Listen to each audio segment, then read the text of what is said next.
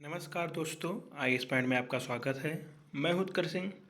हम आज की इस वीडियो में बात करेंगे वैश्विक कृषि उत्पादकता रिपोर्ट जीएपी रिपोर्ट पर। ग्लोबल एग्रीकल्चरल प्रोडक्टिविटी रिपोर्ट पर बात करेंगे और बात करेंगे यह रिपोर्ट में क्या स्थिति है जीएपी की, भारत की क्या स्थिति है, दुनिया के अन्य देशों की क्या स्थिति है, इसमें कैसे सुधार लाया जा सकता है, किन किन उपायों से सुधार लाया जा रहा है। तो वीडियो शुरू करने से पहले सब्सक्राइब बटन को दबाकर चैनल सब्सक्राइब कीजिए और वीडियो को पूरा देखिए, क्योंकि यह वीडियो बहुत अधिक इन्फॉर्मेशनल होने वाला है। एक नई रिपोर्ट के अनुसार जलवायु परिवर्तन के प्रभाव के बीच वैश्विक कृषि उत्पादकता में उतनी तेज़ी से वृद्धि नहीं हो रही है जितनी तेज़ी से भोजन की मांग बढ़ रही है। मतलब स्पष्ट लिखा है कि वैश्विक कृषि उत्पादकता में वृद्धि हो रही है, बशर्ते उतनी तेज़ी से नहीं हो रही है जितना आवश्यक है। मतलब जितना भोजन की मांग बढ़ रही है उतनी तेज़ी से नहीं बढ़ रही है, लेकिन बढ़ रही है। यह रिपोर्ट विश्व खाद्य पुरस्कार फाउंडेशन के वार्षिक सम्मेलन के संयोजन में जारी की गई थी। इसको आप सब लोग नोट कर लीजिए। यह रिपोर्ट विश्व खाद्य पुरस्कार फाउंडेशन ने जारी किया है अपने वार्षिक सम्मेलन में। अब चर्चा करते हैं रिपोर्ट के प्रमुख बिंदुओं पर। तो कुल कारक उत्पादकता टोटल फैक्टर प्रोडक्टिविटी टीएफपी वृद्धि 1.36% 2019-20 की वार्षिक दर से बढ़ रही है। जो कुल कारक उत्पादकता है उसकी विकास दर 1.36% पिछले वर्ष 2019-20 में रही है। यह वैश्विक कृषि उत्पादकता सूचकांक से नीचे है, जिसने वर्ष 2050 में खाद्य और जैव ऊर्जा के लिए उपभोक्ताओं की ज़रूरत को स्थायी रूप से पूरा करने हेतु 1.73% की वृद्धि का वार्षिक लक्ष्य निर्धारित किया है। मतलब भोजन की मांग 1.73% है। अगर इस हिसाब से कृषि में वृद्धि होगी, कृषि उत्पादकता में वृद्धि होगी, तभी भोजन की मांग को पूरा किया जा सकेगा। लेकिन वृद्धि हो रही है वह 1.36% की वार्षिक दर से वृद्धि हो रही है। अब बात करते हैं टीएफपी और यील्ड में अंतर। यील्ड क्या होता है? यील्ड या उपज एकल इनपुट के प्रति यूनिट उत्पादन को मापता है। उदाहरण के लिए 1 हेक्टेयर भूमि पर काटी गई फसलों की मात्रा। यील्ड में उत्पादकता वृद्धि के माध्यम से वृद्धि हो सकती है। इसके अलावा अधिक इनपुट लागू करके भी यील्ड में वृद्धि हो सकती है, जिसे इनपुट गहनता कहा जाता है। अतः यील्ड में वृद्धि स्थिरता में सुधार का प्रतिनिधित्व कर सकती है या नहीं भी कर सकती है। यील्ड जो है वह एकल इनपुट यूनिट है, मतलब उपज की एकल इनपुट यूनिट है। सिर्फ यह एक क्षेत्र को दिखती है, उत्पादकता को। इसमें अगर आप इनपुट बढ़ाएंगे, इनपुट गहनता बढ़ाएंगे, मतलब लागत ज़्यादा लगाएंगे तो उत्पादन ज़्यादा होगा। अब आते हैं टीएफपी पर। तो टीएफपी टोटल फूड प्रोडक्टिविटी होती है। कई कृषि इनपुट और आउटपुट के बीच परस्पर क्रिया को प्रभावित करती है। इसमें कई कृषि इनपुट होते हैं और आउटपुट के बीच परस्पर जो क्रिया होती है उसको प्रभावित करती है। टीएफपी भूमि, श्रम, उर्वरक, चारा, मशीनरी और पशुधन जैसे कृषि आदानों की फसलों, पशुधन और जलीय कृषि उत्पादों में परिवर्तन को ट्रैक करती है कि कितनी कुशलता से इसमें परिवर्तन हो रहा है। टीएफपी कृषि प्रणालियों की स्थिरता के मूल्यांकन और निगरानी के लिए एक शक्तिशाली मीट्रिक है। जो टीएफपी है यह कृषि प्रणालियों की स्थिरता के मूल्यांकन और निगरानी के लिए एक शक्तिशाली मीट्रिक मतलब मापक है। अब हम लोग आते हैं कि कम टीएफपी वृद्धि के लिए उत्तरदायी कारक क्या है। तो टीएफपी वृद्धि जलवायु परिवर्तन, मौसमी घटनाओं, राजकोषीय नीति में बदलाव, बाजार की स्थितियों, आधारभूत ढांचे में निवेश और कृषि अनुसंधान तथा विकास से प्रभावित होती है। मतलब जलवायु परिवर्तन से प्रभावी है, मौसमी घटनाएं, राजकोषीय नीति में अगर बदलाव हो रहा है तब भी टीएफपी में कम या ज़्यादा होगा। बाजार की स्थितियाँ क्या चल रही हैं, आधारभूत ढांचे में निवेश और कृषि अनुसंधान इसके विकास से प्रभावित होते हैं। अब आते हैं विभिन्न क्षेत्रों में स्थिति पर। दुनिया के विभिन्न क्षेत्रों में टीएफपी की क्या स्थिति है। तो शुष्क क्षेत्र, अफ्रीका, लैटिन अमेरिका में क्या स्थिति है। तो जलवायु परिवर्तन ने उत्पादकता वृद्धि को 34% तक कम कर दिया है। मतलब शुष्क क्षेत्रों में अफ्रीका और लैटिन अमेरिका में टीएफपी काफ़ी नीचे 34% हो गई है, मतलब 34% कम हो गई है। उच्च आय वाले देश उत्तरी अमेरिका और यूरोप में, इनमें मामूली टीएफपी वृद्धि हुई है।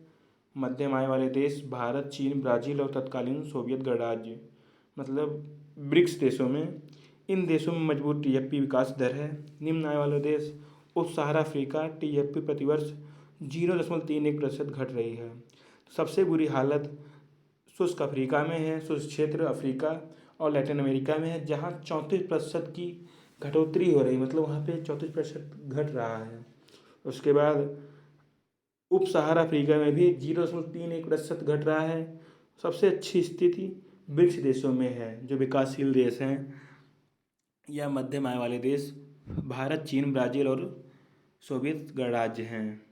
इन देशों में मजबूत टीएपी विकास दर है। अब आते हैं उत्पादकता वृद्धि का प्रभाव। तो वन क्षेत्रों का विनाश। विश्व की 36% भूमि का उपयोग कृषि हेतु किया जाता है। वृक्षारोपण या चारागाह के लिए वन और जैव विविधता वाले क्षेत्रों को नष्ट कर दिया जाएगा। आहार से संबंधित रोग। प्रत्येक वर्ष आहार से संबंधित बीमारियों के चलते लगभग 4 मिलियन लोगों की मृत्यु होती है। मतलब भोजन संबंधित लगभग 40 लाख लोगों की मृत्यु प्रतिवर्ष होती है तथा अर्थव्यवस्था को 2 ट्रिलियन अमेरिकी डॉलर का नुकसान होता है। 2 खरब अमेरिकी डॉलर का नुकसान होता है अर्थव्यवस्था को। मुद्रा निम्नीकरण। वर्ष 2050 तक पृथ्वी की 90% मिट्टी अपरदन के कारण खराब हो सकती है। मीथेन उत्सर्जन। मानव प्रेरित गतिविधियों के कारण होने वाली कुल मीथेन उत्सर्जन में से 37% मीथेन उत्सर्जन मवेशियों और अन्य जुगाली करने वाले पशुओं से होता है। सिंचाई के जल की हानि। अकुशल सिंचाई विधियों के कारण 40% सिंचाई जल नष्ट हो जाता है। जल स्रोत समाप्त हो जाएंगे, जिससे प्रमुख कृषि भूमि अनुपयोगी हो जाएगी। तो जो टीएफपी है, इसकी उत्पादकता में अगर वृद्धि की जाएगी तो उसका कुछ गलत प्रभाव पड़ेगा हमारे ऊपर, जैसे वन क्षेत्रों का विनाश हो जाएगा, क्योंकि दुनिया में 36% भूमि का उपयोग कृषि हेतु किया जा रहा है और लगातार जंगल और चारागाह नष्ट किए जा रहे हैं। वृक्षारोपण कम ही हो रहा है उसके अनुपात में, और आहार से संबंधित रोग हो रहे हैं। लगभग 40 लाख लोग प्रतिवर्ष मर रहे हैं भूख के कारण या आहार से संबंधित बीमारियों के कारण, और अर्थव्यवस्था को लगभग 2 ट्रिलियन अमेरिकी डॉलर हर वर्ष नुकसान हो रहा है। और अगर इसी तरह चलता रहा तो 2050 तक पृथ्वी के 90% मिट्टी का अपरदन हो जाएगा।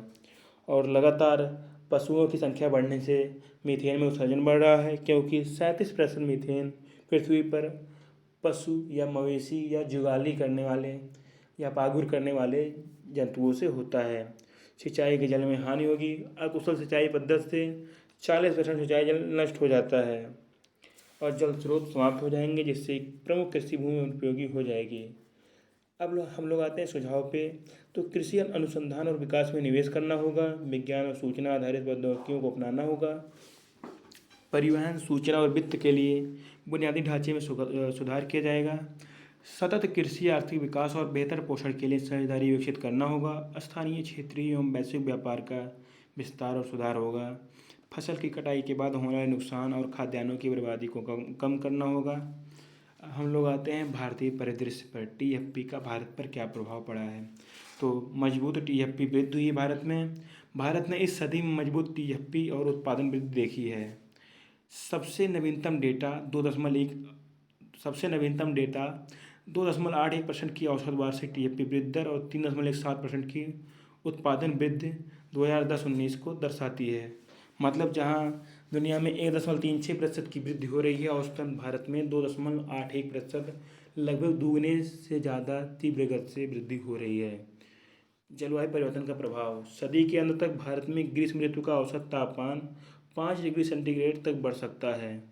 लगातार उत्पादकता बढ़ने के कारण जो प्रभाव पड़ेगा, उससे भारत का तापमान 5 डिग्री सेंटीग्रेड तक बढ़ जाएगा। तापमान में तेज़ी से हो रही यह वृद्धि वर्षा के पैटर्न बदलाव के साथ वर्ष 2035 तक भारत की प्रमुख खाद्य फसलों की पैदावार में 10% की कटौती कर सकती है। अन्य चुनौतियाँ। तो पर्यावरणीय स्थिरता के लिए चुनौतियों के अलावा भारत में छोटे पैमाने के किसानों को आर्थिक एवं सामाजिक स्थिरता के लिए विविध बाधाओं का सामना करना पड़ता है। भारत में 147 मिलियन जोत में से 100 मिलियन जोत आकार में 2 हेक्टेयर से भी कम है। भारत में 14 करोड़ 70 लाख जोत है, जिसमें से जो 10 करोड़ जोत हैं वो 2 हेक्टेयर मतलब 20 बीघे से भी कम हैं। तो 2 हेक्टेयर से कम जोत वाले लगभग 90% किसान सरकारी खाद्य राशन कार्यक्रम का हिस्सा हैं। अब सरकार की तरफ से क्या कदम उठाए जा रहे हैं, इस पर चर्चा करते हैं। तो मृदा स्वास्थ्य कार्ड योजना मृदा की गुणवत्ता एवं सामर्थ्य के आधार पर फसल में आवश्यक पोषक तत्वों की उचित मात्रा के बारे में किसानों में जागरूकता पैदा करना है मृदा स्वास्थ्य कार्ड योजना से मृदा की गुणवत्ता में, सामर्थ्य में, और इसके बाद कौन सी फसल लगाई जाए, किसे क्या पोषक तत्व डाला जाए, इससे किसानों में जागरूकता पैदा होती है। राष्ट्रीय सतत कृषि मिशन नमसा, इसकी परिकल्पना जलवायु परिवर्तन पर राष्ट्रीय कार्य योजना नापैक के तहत उल्लिखित 8 मिशनों में से एक के रूप में की गई है, जिसका उद्देश्य जलवायु परिवर्तन अनुकूलन उपायों के माध्यम से सतत या संवहनीय कृषि को बढ़ावा देना है। प्रधानमंत्री कृषि सिंचाई योजना PMKSY सिंचाई आपूर्ति श्रृंखला जैसे जल स्रोत, वितरण नेटवर्क और कृषि स्तर पर अनुप्रयोग में शुरू से अंत तक समाधान प्रदान करने के लिए हर खेत को पानी आदर्श वाक्य के साथ इस योजना की शुरुआत वर्ष 2015-16 के दौरान की गई है। PMKSY प्रधानमंत्री कृषि सिंचाई योजना 2015-16 के दौरान हर खेत की पानी आदर्श वाक्य के साथ शुरू किया गया है। अगर वीडियो से कुछ भी जानकारी, वीडियो को लाइक कीजिए, दोस्तों में शेयर कीजिए और चैनल को जरूर सब्सक्राइब कीजिएगा। धन्यवाद।